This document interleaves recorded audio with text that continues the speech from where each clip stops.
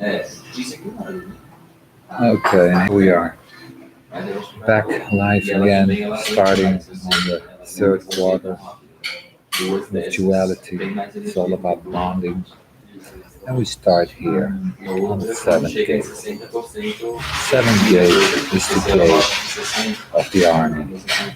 This is where we bring the army together, and the army is coming to the forefront. Every quarter starts with the sphinx. Every quarter ends with the cross and arm of the four ways.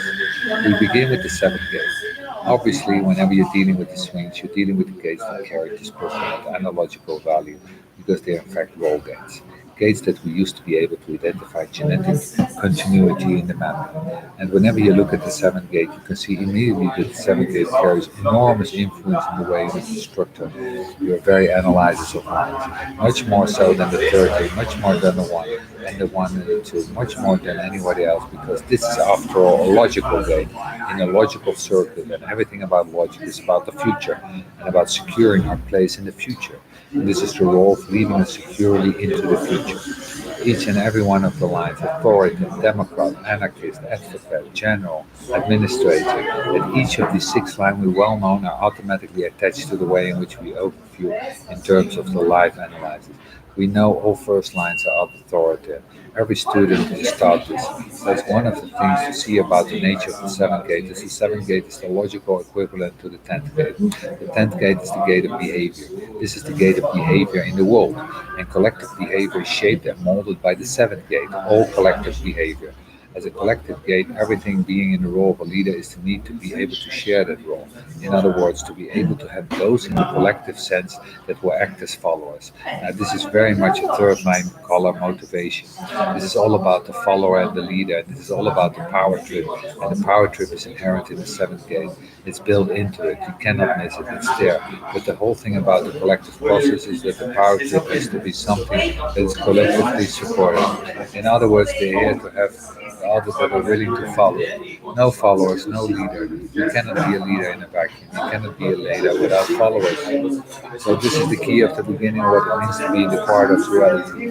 At all the very beginning, everything about duality is about followers and leaders. And it's the struggles that we have, general relationship, the struggles that we have in hierarchical social environment. All of this begins with the theme of the seventh gate. There are leaders and there are followers. You can't all be chiefs. You can't all be Indians. This does not how it works. There's a leader and there are followers. Now, one of the things to realize if you go beyond individual design and we take into consideration the nature of Penta, you will see that all of humanity in this way is going to be designed and it's designed to follow a leader. This is the nature of humanity. We developed to follow leaders, which means that amongst us, that for every six people being born in the world, one of them could be a leader. It's also something to think about. But it's also important to see that the seventh gate confuses all of our personal relationships and immediately creates a situation where no matter where you look in or any bond, the bond is not fair or equal. I don't care how much your relationship is with your other.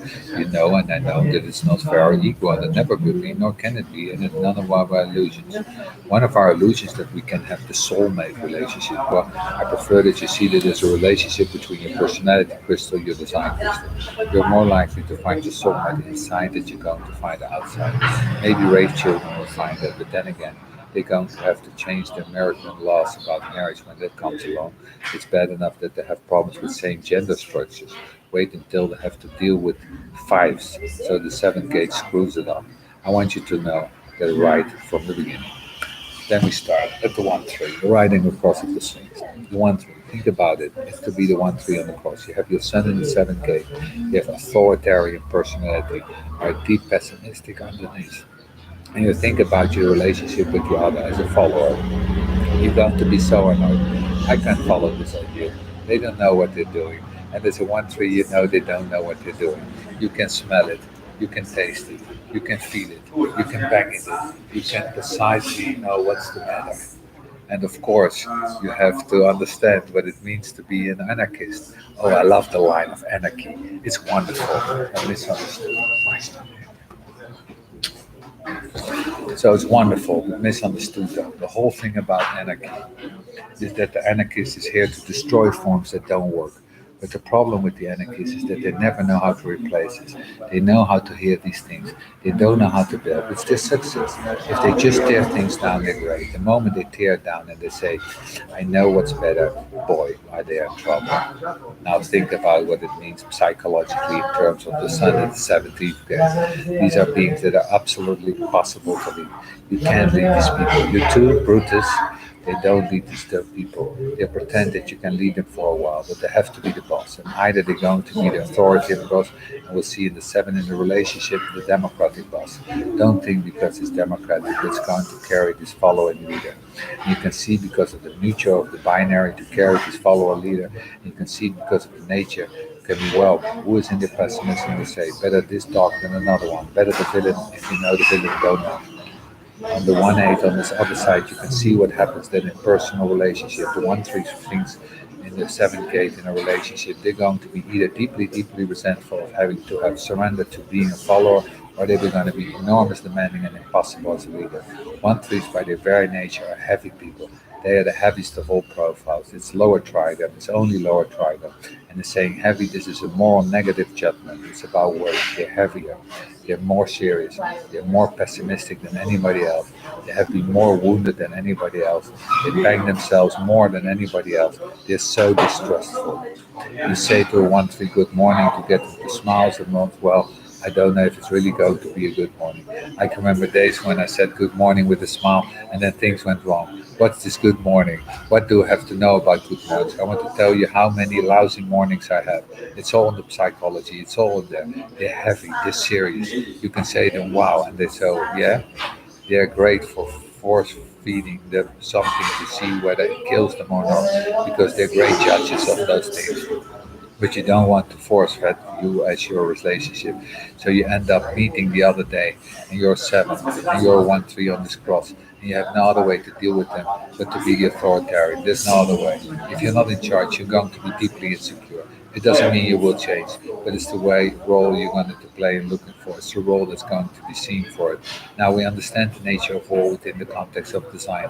That role is something that you can live out of your operating correctly as yourself. It's alright to be a 1/3 on this clause if you're correct. You're going to be insecure. As a matter of fact, you're going to look for a way within your role to have a secure foundation for your relationship. That you will know somehow about things in the relationship.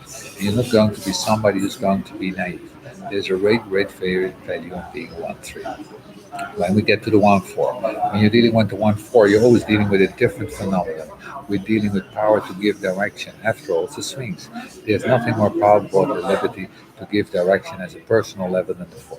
And one of the things you see clear about this quarter is that if you go up in the 4th line profile, the gates of this quarter, you're much better equipped to handle the vagaries and what goes on in duality. And this has to do with the basic skills that the 4th line brings genetically. That's the social capacity, the brotherhood sisterhood, the ability to influence familiars, the ability to have opportunity through those that you know. That this is a very basic social quality of the 4th line brings many advantages to this quarter. This is one of the cases where you're going to see that the 1/3 child and the 1/4 child had that in its previous quarters are radically different from each other in the sense that the 1/3 is actually better equipped than the 1/4. Here you actually have the reverse of that. In other words, when you're looking at the basic relationships between the 1/3 child and the 1/4 child, both of them need to have a solid foundation. But only the 1/3 child is going to challenge their parents if something goes wrong. And the 4th line child will actually ignore that as best that they can and gush over it because that's not what they're interested in. They're not only interested in being able to influence others with the foundation, they're not interested in seeing whether or not the foundation actually works. So one of the things about the social mechanic is that the 1/3 on this cross is much more pessimistic about bonding, naturally more pessimistic.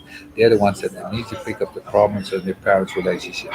From the time they come out in the womb, they're already sniffing that. And if you're one for child, you're going to do is going to take this nurture example presenting to you in your family, and you're simply trying going to translate that. My father was a son of a bitch with his wife. I'm going to be a son of a bitch with mine. My mother fooled my father all the time. I will fool my husband all the time. That's the 1/4. That's the way you do it. As a matter of fact, the 1/4 child will do it better than either of the parents because they're specifically in influencing others and they're going to take a look, lock, stock, and barrel Why do you think we have problems with general violence in the home? Why I mean is that the parents thought physically, the children in their relationship with their parents would find physically. In other words, something that carries on like that. Well, this is a fourth line movement. Remember that the fourth line is not only his ability to influence those that they know, but are deeply influenced by those who know them. And the 1-4 growing up in a dysfunctional, violent household would assume that it's natural. They may not like it. It's not about liking it. It's like the child can't stand seeing the mother slap them. Yet that child is a male, will grow up and slap his wife. It's there.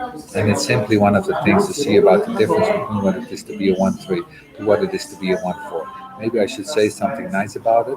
Whole fifth line, because of the social capacity that that 1-4, if they have really decent role models, will be decent role models themselves. And the hope is that the more and more people that can bring to awareness about the nature relationship, that they can begin to operate up properly, that the children are going to have these kinds of examples. One for children who will carry these examples while will wholeheart onto the next generation, and that you can see the responsibility of parents that have a child that's the 1-4. You can lie to your 1 child and pay the price to your whole life. You lie to your 1-4 child and they perpetuate the lie, which in the end is actually a much more deeper punishment for all involved. So it's the responsibility of the parent of the 1-4, and this is really specific to the 1-4. How important it is to be proper example for your children, because you're a very, very powerful influence in their life. You are their security. You're setting their foundation. And again, because we're dealing with a role that is going to be applied through purposes to duality, with the 1-4 is what the 1-4 will give out. And it won't wait until it as a wife or husband. It will do it as growing up. It will be a reflection of that. And of course, remember the power of the 1-4 to influence others, so that when you do end up being violent, this all this concretized, solid, immovable, this is the way it is. You want to disrespect me, you're going to listen to me. You're going to follow me, I smack you. It's what I learned. It worked for my papa. And it's an ongoing story for that we share. This is every time we have somebody come into your life who is interested in human design, who's an adult, who has children, your goal is to save the children. You may never save the adult, but you can save the children.